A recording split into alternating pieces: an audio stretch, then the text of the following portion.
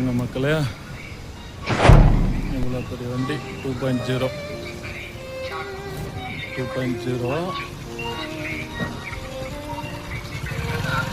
11,60,65,000 வண்டியோட net rate. Due போட்டால் அது ஒரு 3.5 லட்ச ரூபா எக்ஸ்ட்ரா வருது.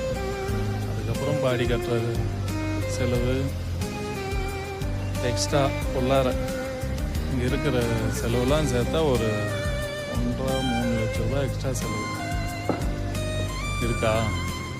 வாங்க மீதி நின்னுங்கிறது கால் வலிக்குது, வண்டியில் உட்காந்துங்கன்னு சொல்கிறோம். இப்போ தெளிவாக சொல்கிறேன். இந்த பெங்களூரில் சம்பாரிச்சு ஒன்றும் பண்ண முடியல.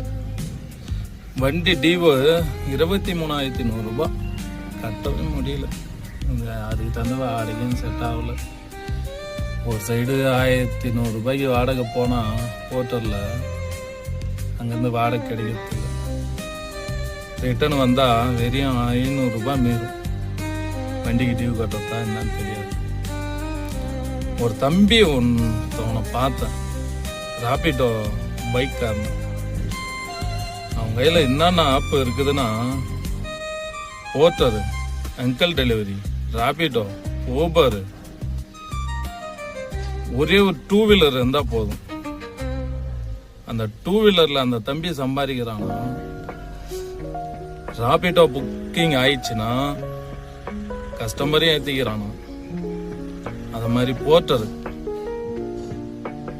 போர்ட்டர்னா அதான் சின்ன சின்ன பார்சல், அந்த பார்சலையும் எடுத்துக்கிறானா.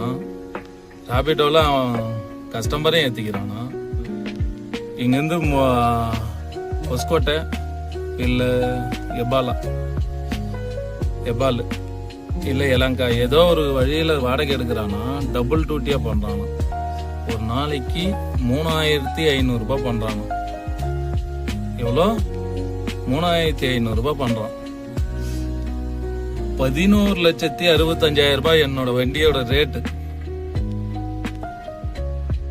இவ்வளோ எடுத்தே நான் 1,100 ரூபாய் பண்றேன். இல்ல ஒரு நாளைக்கு 2,500 ரூபாய் பண்ணுவேன். ஒரு 2 வீலர் வெறி மிஞ்சி போனா 1 லட்ச ரூபாய் தான். 1 லட்ச ரூபாய் வண்டி இல்லை 80,000. மினிமம் எலக்ட்ரிக் பைக்கு ஒரு 70,000 கூட கிடைக்குதுன்னு வச்சுக்காங்க. 3,500 ரூபாய் பண்றானா சின்ன 2 வீலர்.